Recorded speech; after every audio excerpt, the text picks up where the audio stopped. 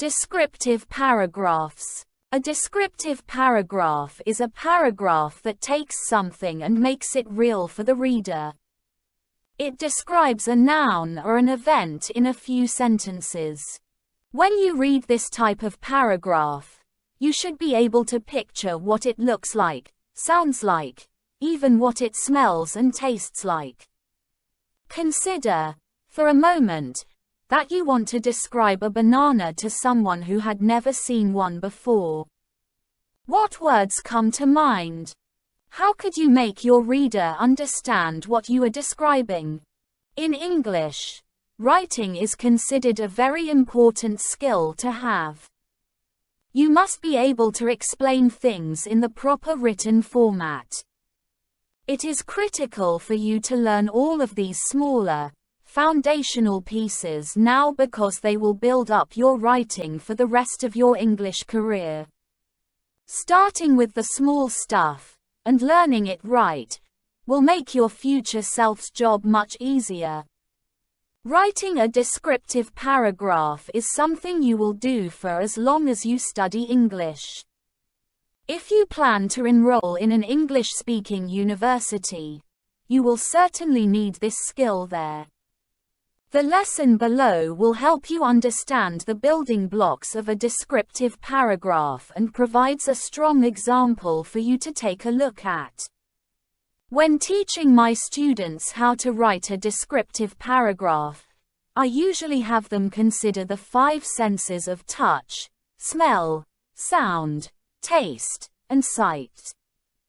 Before writing the paragraph, make 5 columns and list words or ideas for the subject of the paragraph based on these 5 senses. Like this: touch, smell, sound, taste, sight. The sense of sight is the one that most writers consider first, but try to work on that one last. Let's take, for example, a description of a place. What do you feel when you go there? What do you feel on your skin? Is it hot or cold? Is it wet or dry? What do you smell? Is there food? Are the smells good or bad? What do the smells remind you of? What do you hear? Is it quiet or noisy? Are there cars moving about? Are people talking? What about the sounds of nature? Are they present? Even a soft wind makes a sound. Taste is a difficult sense to describe, and the degree to which you pay this any attention depends on the subject matter. Sight comes last. Here you can describe color, size, depth, height, width, etc. Here's an example. I want to write a paragraph that describes a lake.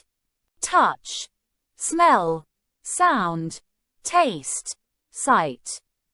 Lake Harriet is a great place to swim and relax.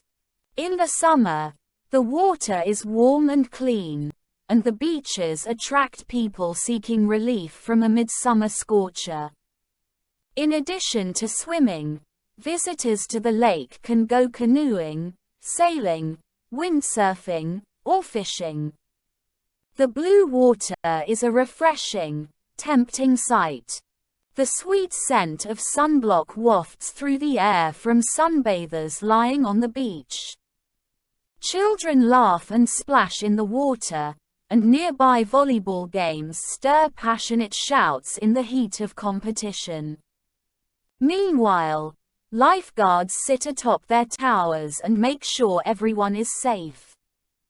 In the distance, sailboats catch the soft breezes that ripple Lake Harriet's surface and canoeists glide quietly past.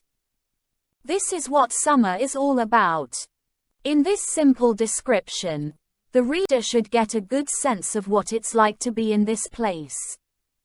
The pre-writing exercise of listing different aspects of the experience as it relates to the 5 senses is helpful when coming up with something to write.